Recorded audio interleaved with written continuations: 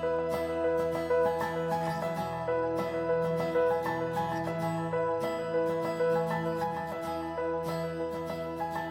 evening, everybody. I'm hoping everybody can see that we've got the title of our webinar on tonight.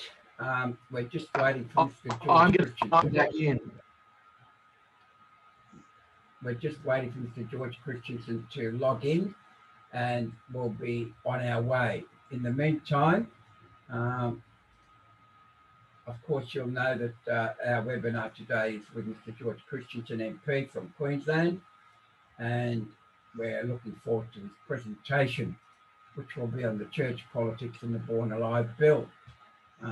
As we wait for him to log in, may I introduce you, of course, to myself. Of course, I'm the National Webinar host and the New South Wales State Director. David DeLima is our South Australian and National Territory State Director, and David's been with the organisation for quite a while.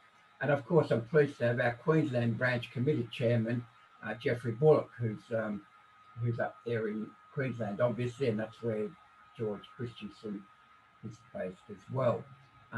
What I'd like to do is just very quickly, David, say a few words, and then Geoffrey, and then we'll wait for George Christensen to log on. David, could you say a few words to make sure everything's working okay? Yep. Well, how's that, Greg? You're okay to hear me? I think you're a bit faint, but we can hear you, David. Right, so good. I'll try to speak up. So that's better. Fantastic that we've got George Christensen with us here, and we greatly value George and other Conservative members of the federal parliament, or in any parliament for that matter. We greatly need to hear their voice. We're thrilled that George recently has come up with his Born Alive bill, and in that respect, George is one of few voices around the nation in the political climate who's willing to really stand up for the unborn and for their rights, and very much in the minority, but that's how God has always worked. So we're absolutely comfortable with that position, and we do pray that George and others like him will be able to succeed in their endeavours to raise our awareness of the humanity of the unborn, and more than that, of course, to afford some protection to them if that is at all possible. So perhaps I'll begin now with prayer, shall I, Greg? First of all, I'll welcome George Christensen. George, can you hear everybody okay? George, we can see you. Can you hear us? George, we can, I think you may be in the car. We can see you. Just.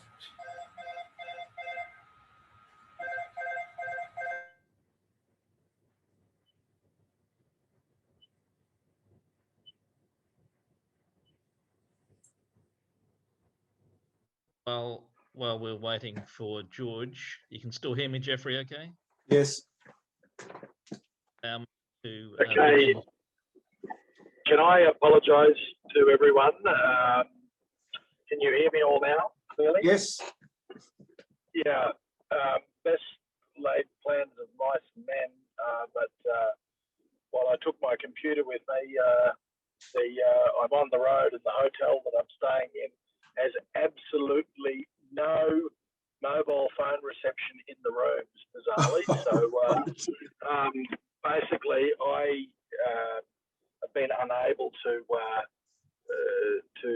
connect via my mobile phone as I would normally do. So I'm actually sitting in my car so I can talk to you out on the side of the road where there's some mobile phone reception. Thank you. Can you all see me? Yes. Greg, you're muted. Good evening, George. Thank you very much. Can you hear us okay? I think he said yes. He's muted again. Yeah, George, unmute. Just unmute. Yeah, yes, I can. I can hear you all clearly. All right, thank you very much. We'll move on very quickly there because we're a little bit behind time. Welcome everybody to tonight's webinar. We're delighted to have George with us, MP from Queensland, federal MP. We've got Geoffrey Bullock, our Queensland chairman, myself as New South Wales director, and David as the South Australian director. George, what we'd like to do is move on straight onto your presentation, if we could. We'd like you to talk about, obviously, church politics and, most importantly, the Born Alive Bill, which we're really looking forward to. If I can just quickly introduce you, of course, we all know that you're a federal member. And also, I don't believe this, but you were a young national at the age of 15. And so you don't look much older now, George, but that's all right. But that's, and I'm delighted to say you were the state president as well. And also, I'm also impressed you've got a degree in journalism and you've been a member of the business community running your own newspaper. George, can we hand over to you? Take us through your thoughts and in particular the Born Alive Bill. Let's go now to the speaker view. There we go. Thank you, George. Well, thank you very much. And I've got to say to everyone, apologies again for that stuff up there. I didn't expect that would happen. And it's the first time I've done a Zoom meeting in the car, so it's great. But look, thank you very much to Family Voice for inviting me to come along and speak to you all. Like I say, I've known Geoffrey Bullock for quite some time, so Family Voice isn't an organisation that's unfamiliar to me. I think that you guys do a power of work, and it's organisations like yours that are desperately needed in the public square. And that leads me to, I guess, what you have asked me to talk about. We're entering a time now where things are going to go one or two ways. And one of the ways it could go is to completely silence Christians who are of the, shall I say, traditional, orthodox, Bible-believing variety from being able to speak in the public square. In fact, the voices that are out there taking opposite views to what most traditional, orthodox, Bible-believing Christians would espouse are not shy in actually saying, you guys should shut up. You should not have a voice.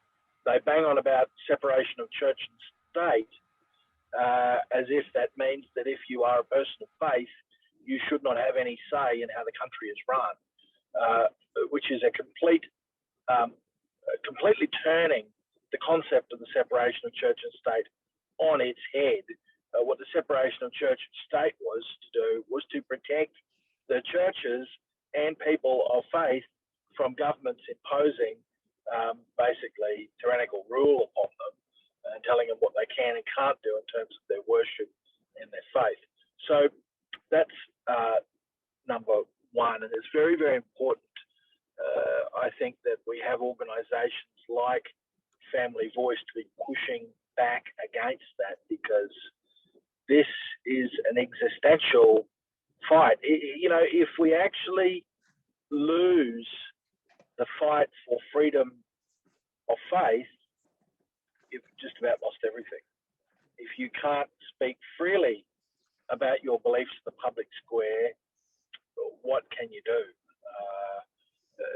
You're relegated to just speaking about it in hushed tones within your own congregations. And even then, that can be deemed to be in the public square. We've obviously seen Victoria come out with laws that are ostensibly about,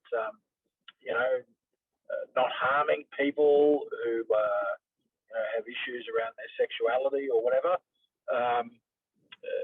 But in essence, what they do is that they stop people of faith from actually having discussions with other people about issues that are integral to the faith and issues that are integral to Christian living. And so I'm really, really concerned about this. And how does that lead into my Born Alive, Children Born Alive Protection Bill? Well, it sort of doesn't. But actually, you know what? I am, for one, sick of being on the receiving end of fights. It seems that every stoush that happens in politics that concerns faith or concerns the issues that we're passionate about, we are always forever reacting and trying to stop some new law or there's been only two instances that I can think of where the push has come the other way. One is in the religious discrimination bill, and the other one is in the bill that I've put forward. And mind you, that's a private member's bill, not a government-sponsored bill. Can I just start on the religious discrimination bill? I hate the title straight up. I wish they called it the religious liberty or the religious freedom bill, because that's what it should be about. Freedom to practice your faith and not be actually condemned for doing so or negatively impacted upon for doing so, either by government, federal or state. So none of this taking pastors or priests or anyone else to anti-discrimination tribunals because they've expressed a tenet of the faith. The other thing is corporations that are, you've all heard the term woke. There's definitely a lot of wokeness amongst the corporate world. I won't name names here, but I just heard of a major company, a major Australian company, a global company actually, that has now got all of their employees to actually put on their email sort of signature line their preferred pronouns, you know, and on top of that, you know, they're going after all of the politically correct causes, which, you know, I don't really begrudge them from doing this, but whether it's refugees or whether it's Indigenous affairs. But the other thing that they're doing is asking their staff members to support causes that are in favour of the LGBTIQ community. And you can do that by wearing lapels, badges, or they gave them all rainbow-coloured shoelaces. And I know for a fact that one of the employees was spoken to because he refused to wear the rainbow-coloured shoelaces. Now, this is nonsense sort of stuff, but it's creeping in. That's part of what has been actually called soft totalitarianism. That's not my term. There's a fellow that's written a book by the name of Rod Dreher. He famously wrote a book called The Benedict Option, which I think got a lot of negative publicity in some quarters in the Christian community, probably unfairly, because it was misinterpreted. But he's come back with another book, which is called Live Not by Lies, which is a quote from Alexander Solzhenitsyn about how we are to act in the present culture. And so this soft totalitarianism comes from governments that want to keep people safe from harm, and apparently our faith and speaking our faith can cause people harm, so that's part of it.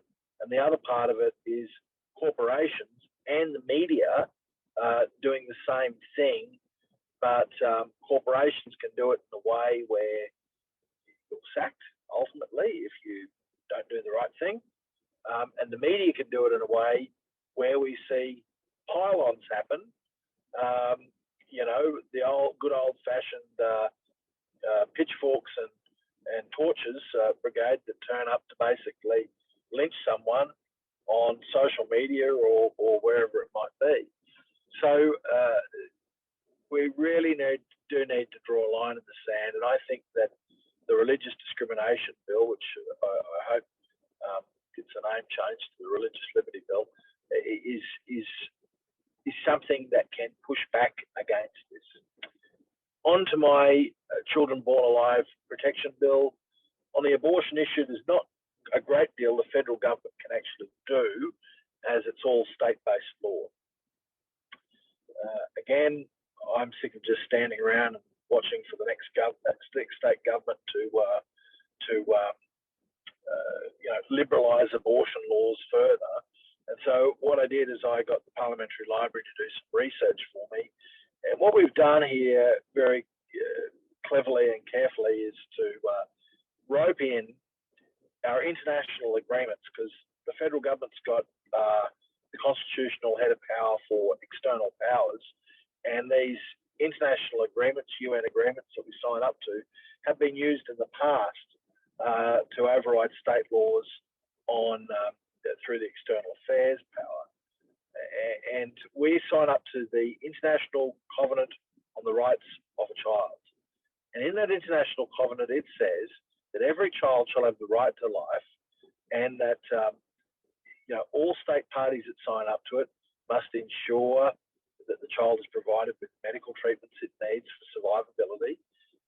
And it says that no one shall be discriminated in terms of the provision of health services on the basis of their birth.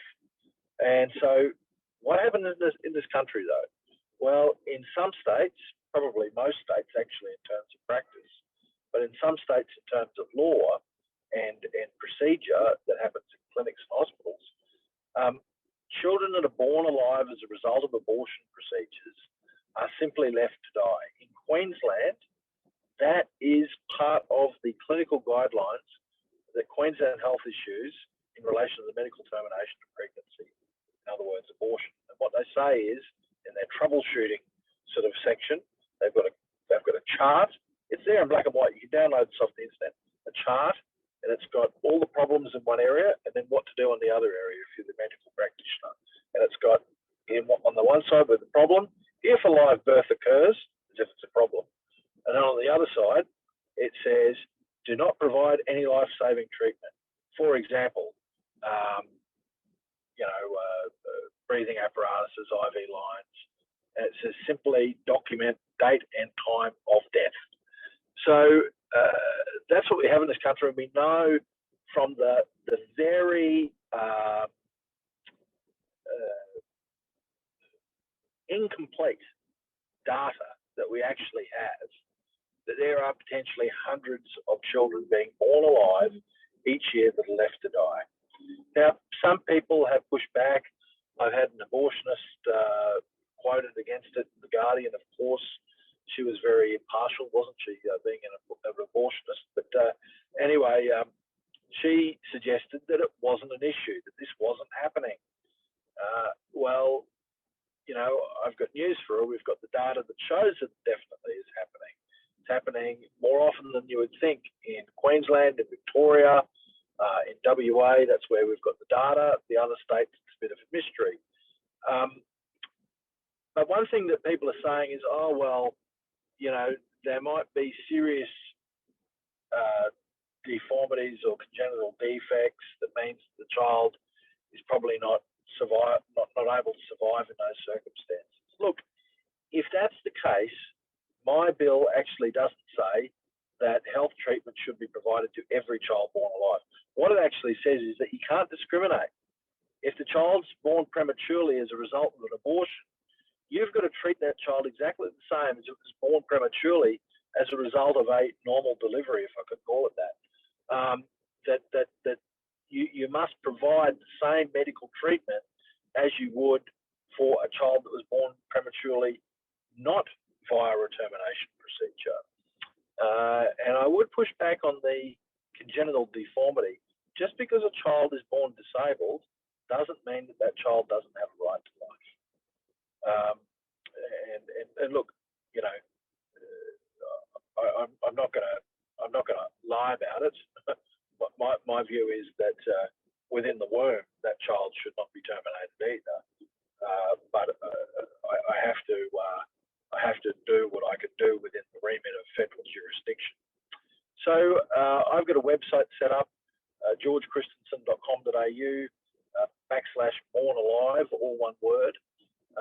You can go there and sign a petition on this bill, which I'm going to send off all the names and signatories to that, to the Prime Minister and a range of other ministers, Health Minister, Attorney General.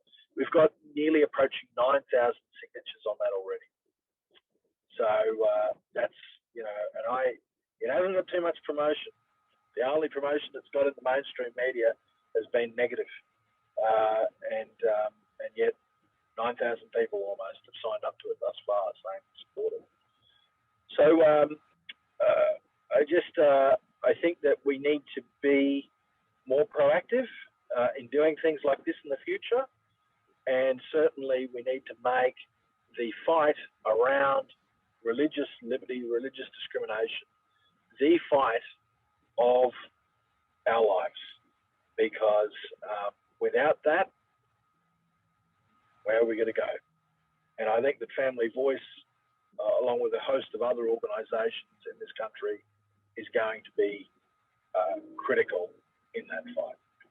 Thank you very much. I'm open to take questions. I see there's been some questions that have been asked. Thank you, George. That was extremely well put.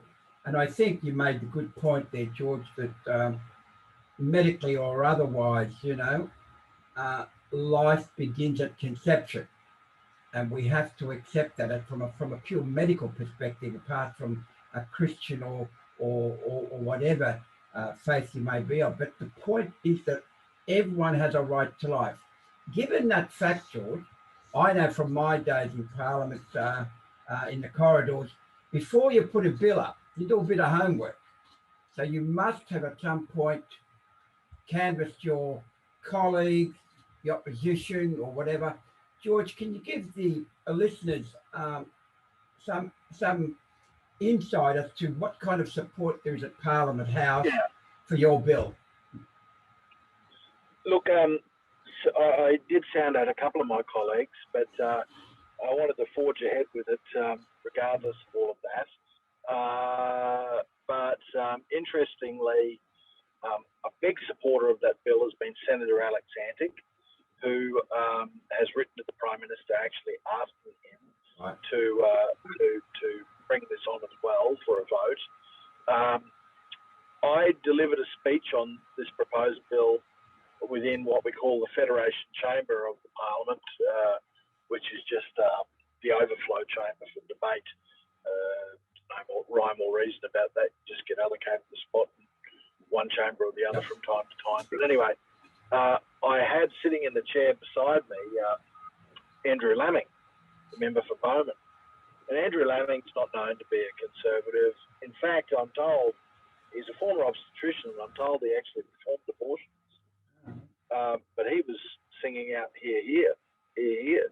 And afterwards, he actually said to me, I've had intimate knowledge of what you're talking about, and I'd be happy to second that bill. So that's sort of unbelievable to me that a former abortionist says that. Now, Barnaby Joyce has come out supporting it. I've talked to other members of the National Party that are supporting it. That probably leads me to answer a question, if I can jump in, that someone has asked about, I think, just reading the chat here. Look, I might have lost it, but George, what we'll do is I'll hand over to David and Jeff, and they'll ask you questions that they've filtered out for you, so that'll make it easier. So, David, would you like to kick off the first? Yeah. Someone did ask, though, if I can, just on the National Party going to the left. Yes. Sadly, down in New South Wales, that seems to have been the case. Yeah. All I can say is that is not the National Party. So what's happened there is that it's been hijacked. It has been hijacked. The Federal National Party is the only party, and I can stand up and say I'm doing what my party believes in. It is the only federal party in its constitution that actually says one of two things. One, that we shall be a conservative force in Australian politics. Yep. And the key objective of the party is the promotion of Judeo-Christian values in Australian society. Hey. So, people who say this is wrong and want to promote abortion, they're the ones that are actually going against the National Party's true values. Thank you, George. David. George, thank you so much for taking the lead in this vital matter, and I'm thrilled as a South Australian that our Senator Alex Antic is right behind you, so that's fantastic. There's a question in relation to the matter. It's from Jan. She asks, can something be done federally to completely abolish abortion? And I guess she's referring there to Medicare funding, which is, of course, central to abortion. Yeah, look, in fact, it's funny that that's raised because, you pick a fight at a time, but that's a fight in the future that I want to have. Yeah. But I think that a lot of work's going to have to be done on that. That's come up before. Again, inaccurate data. We actually don't know how many abortions are being performed each year. And if we don't know how many abortions are being performed, we certainly don't know which ones are being funded through Medicare. The Medicare listing doesn't exist. So I think there's going to have to be a body of work done in this. But fundamentally, that's correct. Why should I or you or anyone else who believes that abortion is the murdering of an innocent life be actually then asked to pay for that they are conscientiously objected to? It's a very good question. I don't believe I should be paying for it, and so that debate is going to come up. But all I can say is just I'll pick one fight at a time at the moment. Okay. But if I'm around for the next 3 years, you will see that fight play out. Thank you, George. Geoffrey, would you like to ask a question, please? Yeah, there's a question of how do we fight back and win the culture war, especially when the left own most of the institutions of society these days. Do we have to reinstitute? Do we have to go back, change the culture? What's the answers? Yeah, I wish I knew the answer to that question. Sure. Look, I mean, I've heard a lot of good ideas around this. Where to start? Well, look, what we can say is the left clearly, over a long, long period of time, captured the institutions of the culture that you're talking about. Yeah. Academia, media, the bureaucracy, they've captured the corporations, the business world as well. So that's been what they call the long march. All I can think of is that we must undertake the same thing. The problem is that again, going back to what I said at the start there is now this push on to silence people and cancel them from public life. Yeah. If they dare talk.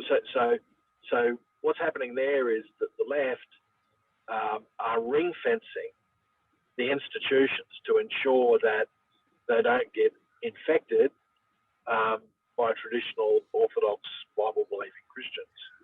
And that's a very big problem. At that stage, if we get to that point where, your views aren't welcome, in fact, they're illegal, you're not welcome to participate in public life, you're not welcome to participate even in the business world, well, I guess that is the time where we say, St. Benedict, here we come. Yeah, figuratively speaking, heading for the hills. And that doesn't mean giving up. That means regrouping and hoping for a future change. Now, I could really get philosophical here and say that, or theological, and say that Jesus came to save us. He didn't come to save the civilization or the culture. And maybe, well, not maybe, I'll tell you my view pretty firmly is our civilization is in terminal decline. And when a civilization is in terminal decline, something replaces that civilization. It can't just go on to be an a-civilization or an uncivilization. So, I'll leave it at that, I think. David. Roger, appreciated your comment about why should we be paying for abortion, if I can return to that topic just for a moment. Here in Adelaide, I have a good friend who has sat down with his accountant to figure out what proportion of his tax dollars are being used for abortion, and he's withholding that from the tax department. Now, he's in dispute with the tax office, as you can appreciate, and he won't win, but he's making a fascinating moral point. And it seems to me that as Christians, we too readily simply hand over our dollars by way of taxation without asking the question, you know, to whom should this money be paid? But I'll refer now to a comment from Molly, who says the protection bill would be a good beginning, but we also need to consider if the living child could be adopted. Do you have any view on adoption that you'd like to share with us tonight, George? Yeah, I absolutely do have a view on adoption. Unfortunately, it got a bit of a stigma for past practices, and they pun but threw out the baby with the bathwater there. The reality is that there is a place for adoption. I have actually visited families where they've got ongoing foster children relationships, and they've got teenage kids now who have been there for a decade or more with that family, and they're desperate for foster mum and foster dad to become mum and dad, adopted, but they're already calling them mum and dad, but to be adopted, to be recognised by law as being part of that relationship. So I completely agree. Again, there's a body of work to do in that space. There have been parliamentary inquiries that I've been on that have pushed for a reinvigoration of our adoption regime. But the first thing we've got to do is to ensure that there's kids actually surviving these horrific events where abortions have failed, but then they're just left to die as human beings that are outside the womb. Jeff. Yeah, someone's raised the possibility of sex-selective abortions being outlawed. Is that a possibility under your bill, or is that something that we could win in the future? Yeah, I'm just not sure what the federal head of power would be to do that. I'd have to really look quite deeply, and my first gut reaction is that there probably wouldn't be a federal head of power to enable that. But I know that I think that's one of the wins that they got in New South Wales. When I say win, I say that very loosely because the win come with a huge loss. As abortion law was liberalised or reformed, as they call it, in certain states, people threw up amendments to try and make what was a bad situation a little bit better. And I'm pretty sure that in New South Wales, that sex-selective abortion may have been banned. I'm not 100% sure of that. And I think they got this provision also in the South Australian recent changes. But other people from South Australia might be able to answer that better. In fact, in South Australia, what they got in terms of a win, in terms of a small win with the big loss of the abortion law reform, the small win was exactly what I'm pushing for here. That actually the South Australian law now says that in the event that the child is born alive, there must be medical treatment afforded to that child. So, but maybe David from South Australia might know a bit more about that than I. George, just from New South Wales, I know that we were heavily involved, FamilyVoice, working closely with politicians and, on that bill that last year got passed.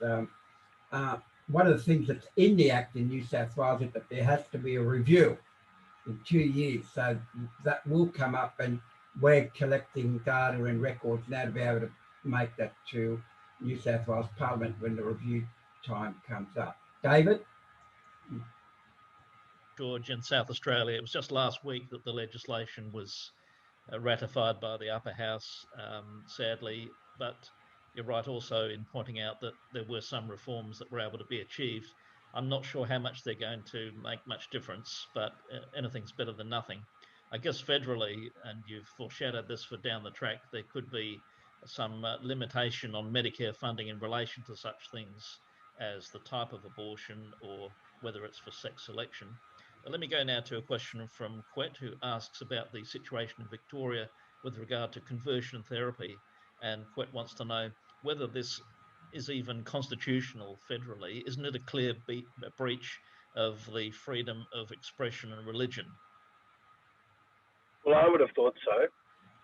I got to tell you that unfortunately our Attorney General has just been pilloried with another undermining of the rule of law in this country. But I would have thought that that those laws do breach the implied right to communication in this country, but it becomes somewhat of a lawyer's picnic in that it has to be taken to the High Court in order to test that. And you know, they could do anything. They could agree. They could disagree. You know, that's my view on it. I'm not a lawyer, and I'm certainly not a judge. I got to say, the risk that you run. There was a woman by the name of Kathy Clubb.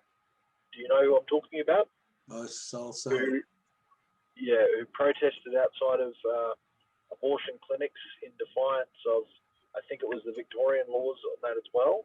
yes. And she was arrested or fined, and she took her case to the High Court, and the High Court ruled that she had no right to, well, it ruled that she had the right, but it said you just don't have that right to do it there.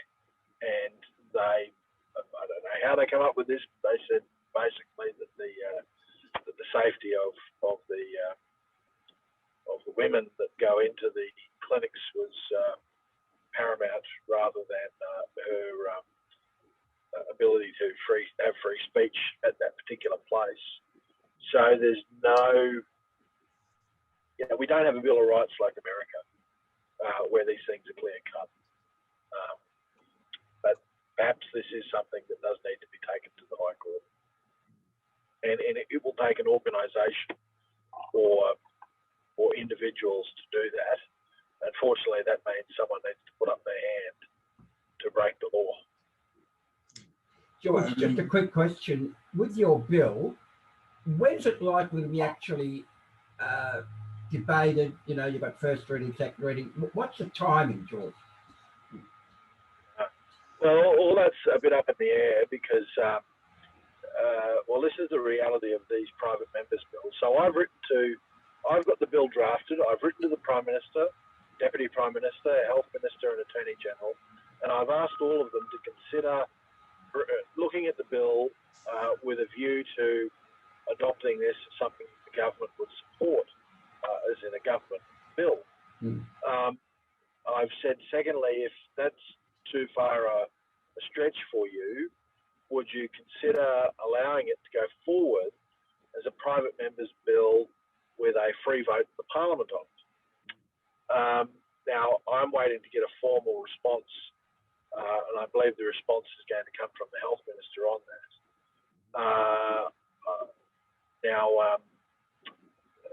We'll see what that response says. I've asked them if they could let me know by the 15th. If they don't let me know, if they don't let me know by the 15th, or if the answer is no, well, then I'm going to introduce the bill myself on the 22nd, I think it is, of March, most likely. And this is the parliamentary procedure, but that will be what they call the first reading. The problem is, to get to a second reading requires the government to agree to it. Yeah. So the reality is it could just sit there and and basically, you know, die out once the Parliament finishes. We have to rally the troops, George. Yeah. Yeah, exactly. That's just what we need to do. Right now, I can tell you in Queensland, there's a concerted effort in LNP branches. At every branch meeting, you've got people that are putting up motions saying, you know, urging the federal government to allow a vote on the Children Born Alive Protection Bill. So, you know, we just need agitation. But look, once I introduce it, that's not the end of it. I'll start up a petition, like a proper parliamentary petition, and get that tabled. We'll do other things. We can continue going with it. And if it just so happens they're not going to listen to me, they're not going to listen to you, and not going to listen to thousands of other people that want to see this, including people that support the Morrison Liberal National Government, mind you. If they're not going to listen to Liberal National Party rank and file members, then I'll just reintroduce it. And I'll keep on doing it. Good on you, Geoffrey. Yeah. And someone will crack. Geoffrey? Yes, a little bit off the track, but Graham asks whether there is a danger in using international covenants to achieve abortion change nationally. Does it undermine sovereignty? That'd be interesting on that one. Look, the truthful answer is yes. I don't like these United Nations things that seek to override, domestic laws. However, the left always use this stuff to override it. I think it's been done. So it's not like I'm talking about doing something new here. This has been done over and over and over and over. So this is an established thing. So I'm just saying, right, well, let's fight fire with fire. It's pretty clear to me what that Convention on the Rights of the Child says. Yeah. And we're breaching it. We are in breach. We are in breach of an international treaty we have signed up to. Thank you for confirming that. David, yeah. George, should a Christian seek to join politics? And if so, should they run as an independent or as a member of one of the major parties? Well, of course, I'm going to say join the LNP or join the National Party or the Liberal Party if you so wish. But there is a reason for that. I mean, when's the next Australian Conservatives government going to take office? Or the next Pauline Hanson's One Nation government going to take office? When's the next Christian Democrats government going to take office? They're not.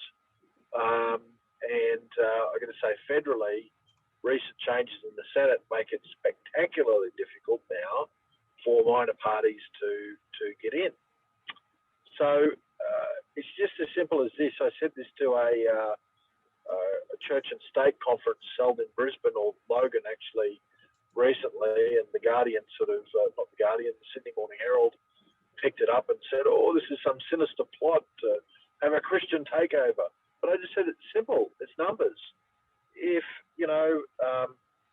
if there's 5,000 members of the National Party in New South Wales, and suddenly 5,000 other people join, and they all just happen to be traditional, Orthodox, Bible-believing Christians, well, guess what's going to happen to the National Party?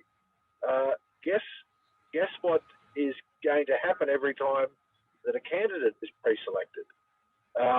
So I think that this goes to the long march through the institutions.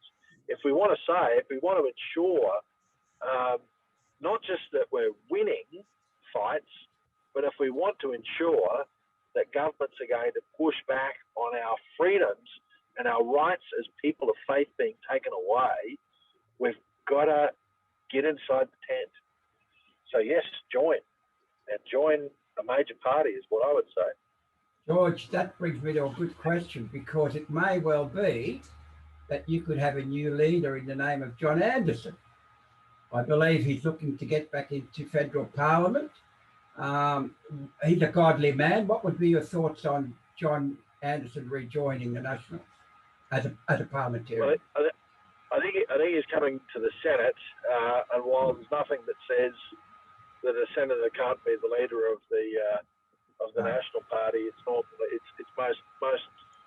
likely and normally a House of Reps member. Look, I don't think he's coming back to be leader. I think he's coming back because he's still got a passion. People that have been watching his conversations, podcasts, or listening to them know John Anderson's heart.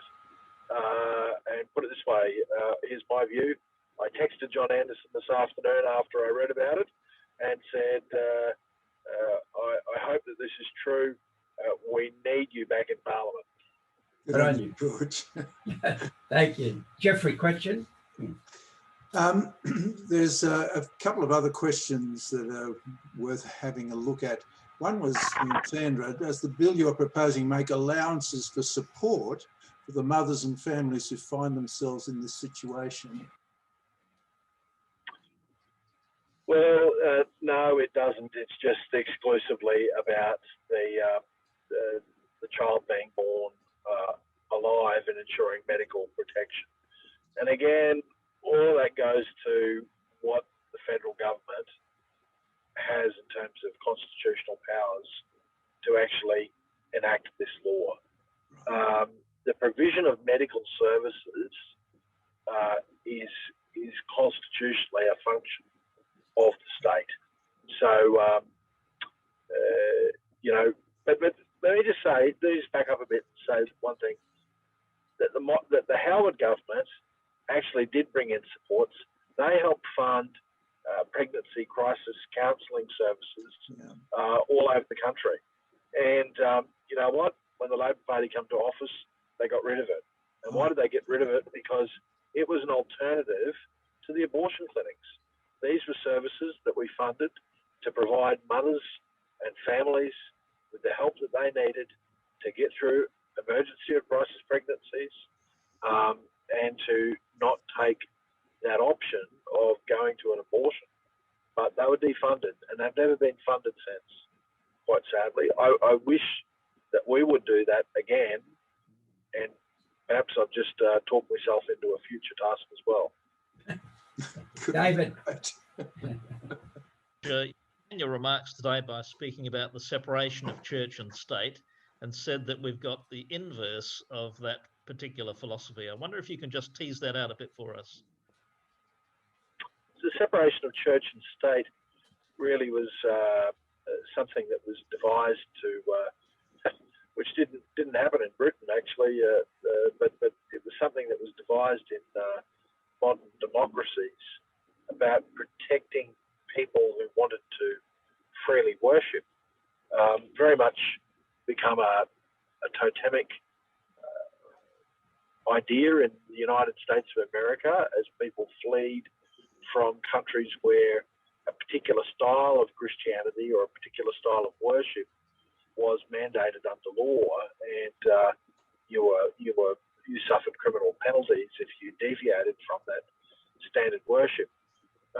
We basically, as a nation, adopted that same stance when we opted not to have an established church in Australia. And in fact, the Constitution says words to the effect of that the government shall not make laws which I'm not going to remember it verbatim, but it basically says the government's not going to make laws which establish a religion or inhibit religious activity. So that's what the separation of church and state was all about.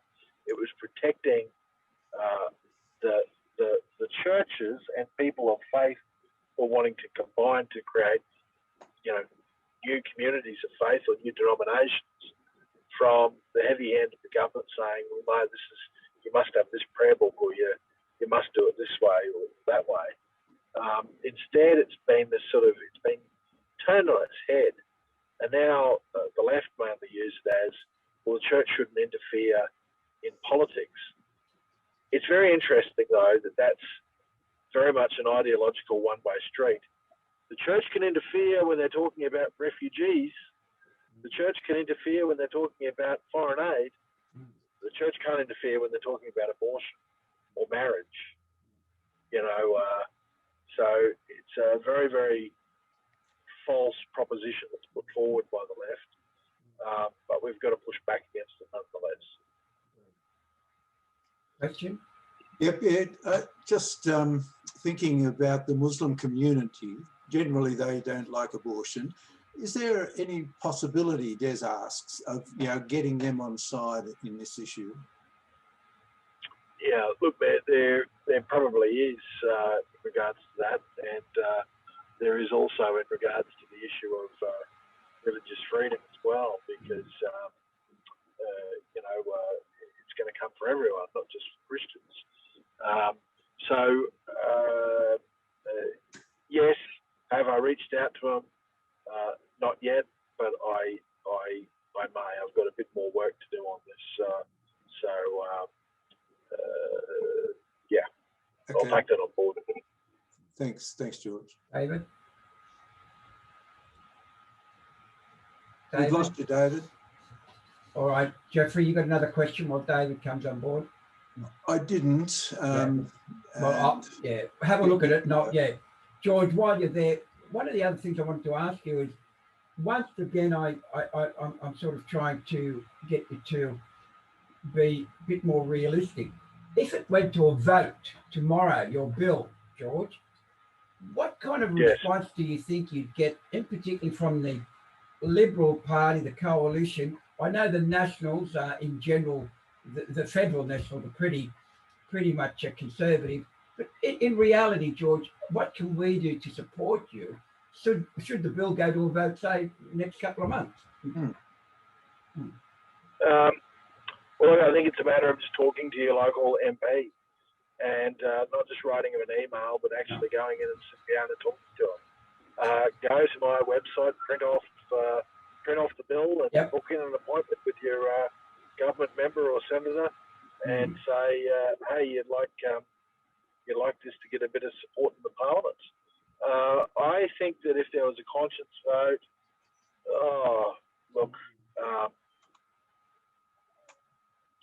there'd be an even chance on it. I would suspect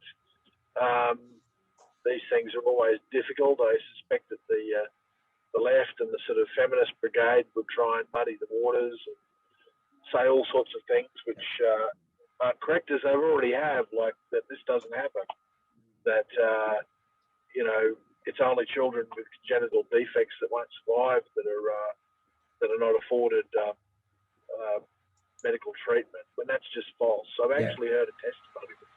I heard a testimony from a medical practitioner who said that she had personally witnessed a child that was born alive, took a breath a bit after the abortion procedure, was alive and was just simply left to die. That child was viable. It was after 22 weeks, but nothing done whatsoever, treated as medical waste. Yeah.